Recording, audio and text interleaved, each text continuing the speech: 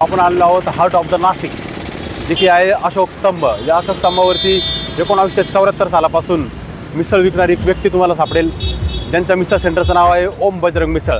तर या ठिकाणी नक्की भेट द्या। आपण आज जरा वेगळं ठिकाण म्हणजे मिसळ निवडलं होतं आणि ते आपण आज पोहोचलेलो आहे तिथे, आणि आपण थोड्या वेळामध्ये त्यांच्याशी बोलू। तिथे मिसळ कशी बनवतात, काय बनवतात, कधीपासून विकतायत आणि मिसळ शरीरासाठी कशी उपयोगाची आहे त्याबद्दल आपण त्यांच्याशी बोलूया। हे धान्य केलं, ही मिसळ बनवली जाते, हे खाद्यपदार्थ आपल्यापर्यंत आले जातात। त्याच्यानंतर मिसळचा सगळ्यात महत्त्वाचा घटक झाला हे कडधान्य। त्याच्यानंतर मिसळचा अजून एक महत्त्वाचा रस्सा। हा रस्सा घरगुती रस्सा बनवलेला असतो। याच्यामध्ये आमच्या राजमातांचे मसाले, महाराष्ट्रामध्ये घरोघरी तुम्ही गेले तर दोन प्रकारचे मसाले तुम्हाला हमखास आढळतात। ते म्हणजे एक लाल मसाला आणि दुसरा काळा मसाला। लाल मसाला हा जनरली यूज केला जातो आणि काळा मसाला हा जेव्हा घरी विशिष्ट प्रकारची भाजी बनवली जाते, पाहुण्यांचा आदरातिथ्य केलं जातं, तोंडाला चव आणायचे जात असेल त्यावेळेस हा काळा मसाला केला जातो। लाल मसाल्यामध्ये आणि काळा मसाल्यामध्ये फरक काय हा प्रश्न पडलेला आहे। तर लाल मसाला बनवण्याची पद्धतही वेगळी आहे आणि काळा मसाला बनवण्याची पद्धतही वेगळी आहे। लाल मसाला आणि काळ्या मसाल्यामध्ये घटक पदार्थ जरी एक असले तरी काळा मसाला बनवताना आपण जे वाटण बनवतो त्याच्यामध्ये कांदा, खोबरं, खसखस, तीळ, कोथिंबीर, लसूण हे तेलामध्ये शॅलो फ्राय केले जातात। फ्राय करून त्याला थंड केलं जातं। गरम गरम पदार्थ वाटले जात नाहीत, मिक्सरमध्ये बारीक केले जात नाही। आणि जर तुम्हाला पदार्थाची रंगत, स्वाद, लज्जत वाढवायची असेल तर पारंपरिक साधनांना महत्त्व द्या। पाटा, वरवंटा याच्यामध्ये ते पदार्थ ती जिन्नस रगडली जाते, ती बारीक नाही होत, तिचे कणकण नाही होत, ती रगडली जाते आणि रगडले जाऊन त्याच्यामधले जे घटक पदार्थ आहेत, जे पदार्थ आहेत त्यांचा स्वाद, त्यांचा अरोमा, त्यांची टेस्ट ही एकजीव होती। आणि अशा एकजीव झालेला वाटण, आपण वाटण म्हणतो त्याला, हे वाटण जेव्हा फ्राय होतं त्यावेळेस त्या मसाल्याचा खमंग असा वास येतो। ही मसाला आणि भाजी बनवण्याची पद्धत आहे आणि अशीच पद्धत आम्हाला वारसा हक्काने मिळालेली आहे।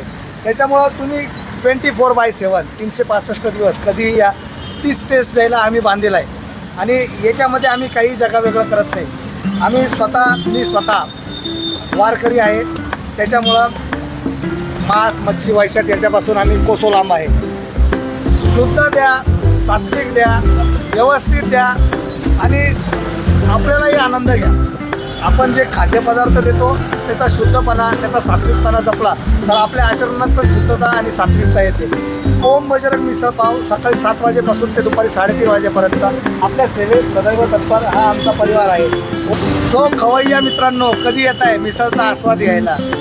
भुके को अन्ना, प्यासे को पाणी, जय बाबा मारपाली। आणि नाशिककर मिसळच्या बाबतीत किती क्रेझी आहे। नाशिककरांचे मिसळवर आतोनात प्रेम, नाशिककरांचे मिसळवर आतोनात प्रेम। सकाळी सकाळी होतो मिसळचा गेम, त्याच्यासाठी नसतो त्यांच्यावर कुठलाच नाही।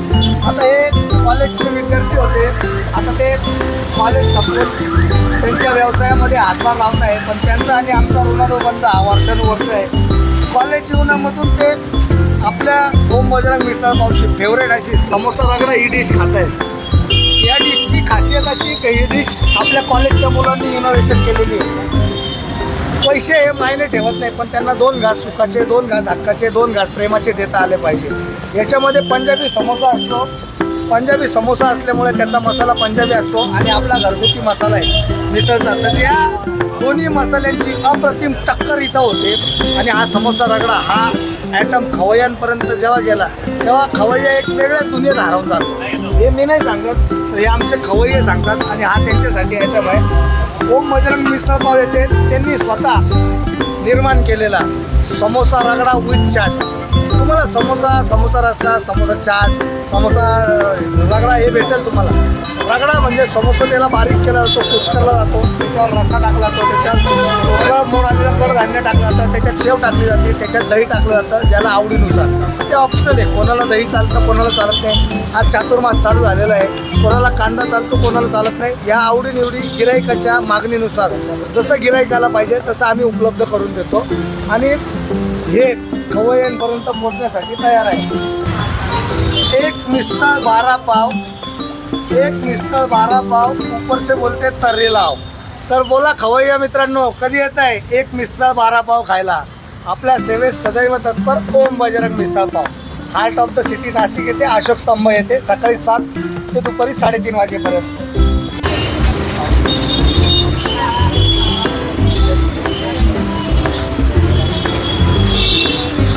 त्याच्यामध्ये ओवा असतात कुच करून टाकलेल्या, त्याच्यानंतर त्याच्यात मोहन टाकलेलं असतं. कोमट तेल हे थोडंसं मळताना, पीठ मळताना त्याच्यामध्ये टाकलं तर ते हलक्या स्वरूपाची होती, खुसखुशीत होती. खुसखुशीत याच्यासाठी बनवलं जातं की जेव्हा मिसळमध्ये त्याच्या प्लेटमध्ये ती शेव येते त्यावेळेस तिची टेस्ट, तिचा स्वाद हा ओम बजरंग, तिचा स्वाद हा आपल्याला लागला पाहिजे.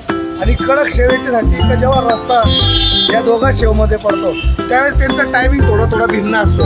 गरम रस्सा असतो, बेसन पिठाची शेव असते, पण त्याची बनवण्याची पद्धत वेगळी असते, ती टेस्टसाठी असते, टायमिंग महत्त्वाचा असतो. खस्ता शेव आहे ही लवकर विरघळते, कडक शेव आहे ती थोडी लेट विरघळते. त्याची जी टेस्ट, त्याचा जो स्वाद येतो तो अप्रतिम असतो. आणि मिसळ खाताना जे मिसळचे बॉईल मट असतात, हे आपण बॉईल मट असतात, हे 80% बॉईल केलेले असतात, 20% ते कच्चे असतात. कच्च्या याच्यासाठी असतात त्या जेव्हा आपण मिसळचा एक बाईट घेतो त्याच्यात ते जे कडधान्य आहेत ते जेव्हा दाताखाली येतात तेव्हा वरती सेन्स झाला पाहिजे, अरे यस मी काहीतरी खातोय, अरे हो मी काहीतरी खातोय. नुसती मिसळ बनवली, मिसळ दिली आणि मिसळ खाल्ली, याच्यात मिसळची मजा नाही.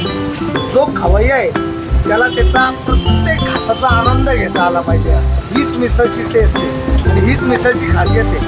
हे खाद्यशास्त्र आहे. जसं प्रत्येक गोष्टीत सायन्स असतं, तसं प्रत्येक गोष्टीत शास्त्र असतं, तसं प्रत्येक पदार्थाचं पण एक शास्त्र असतं.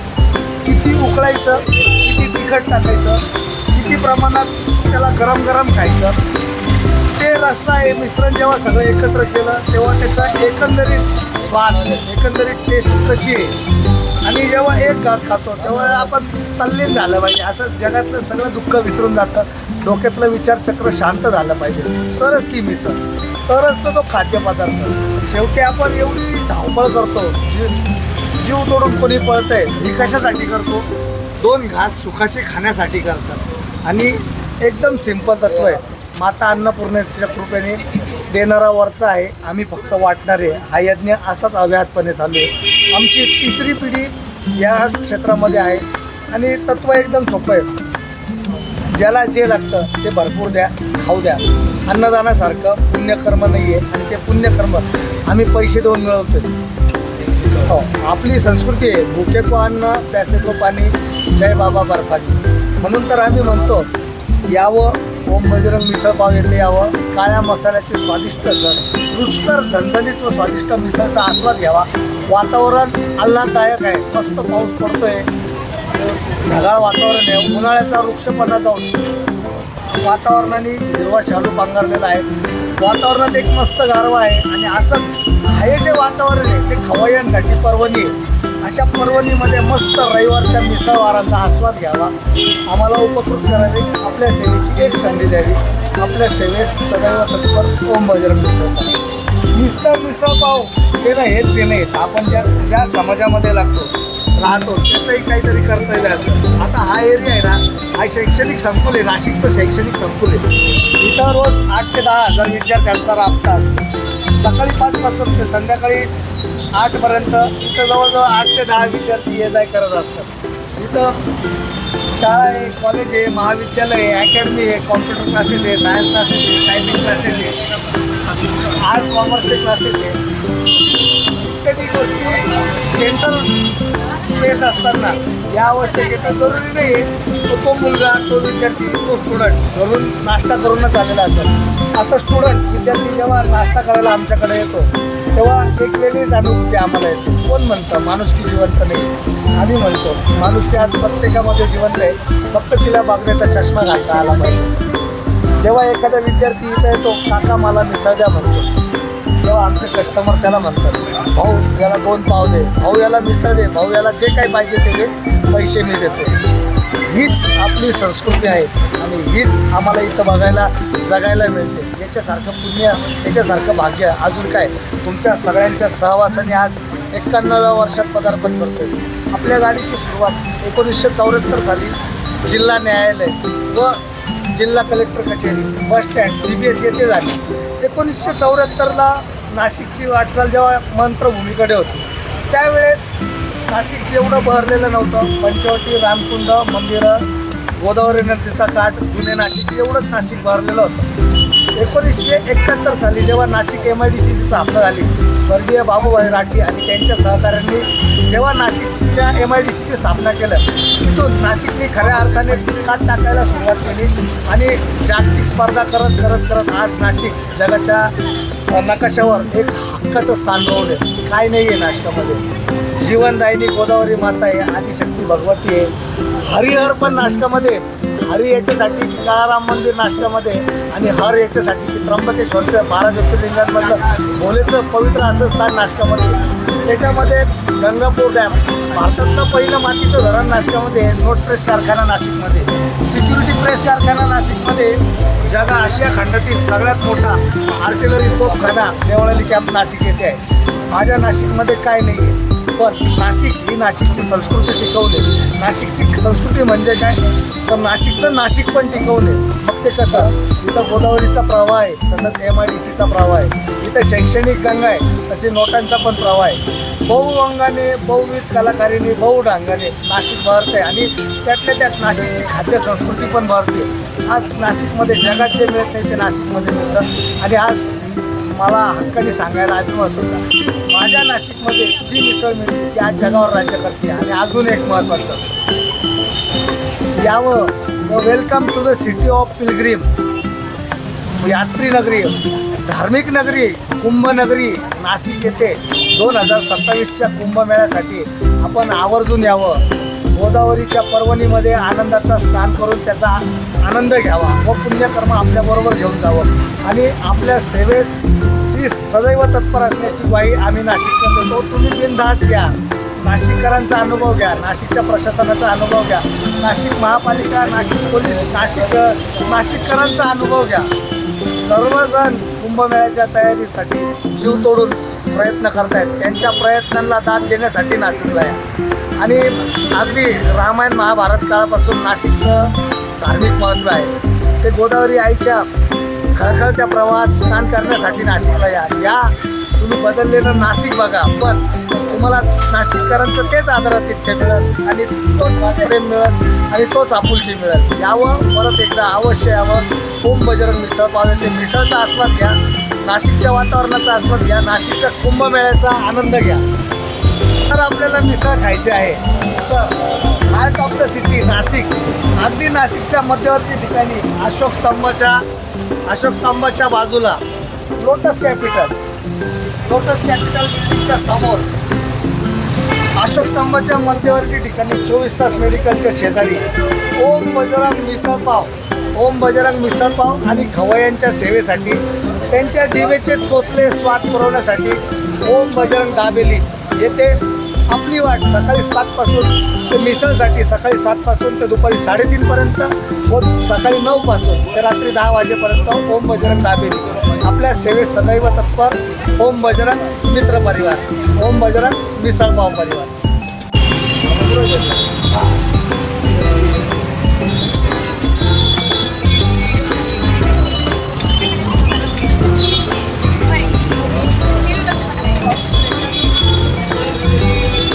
दोघांचं बरोबर बोलून बोलून जायचं.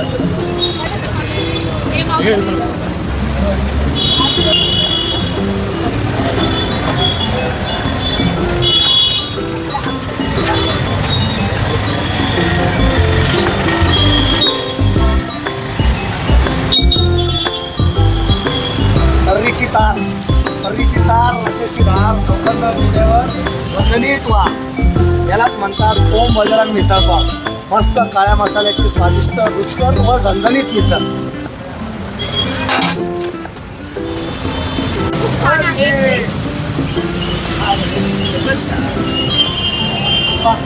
मिसळ खूप छान आहे. कधीपासून तुम्ही मिसळ ट्राय केली? आज मी पहिल्यांदा इथे खात आहे आणि पहिल्यांदा नाशिकला आले आहे आणि मिसळ खूप छान आहे.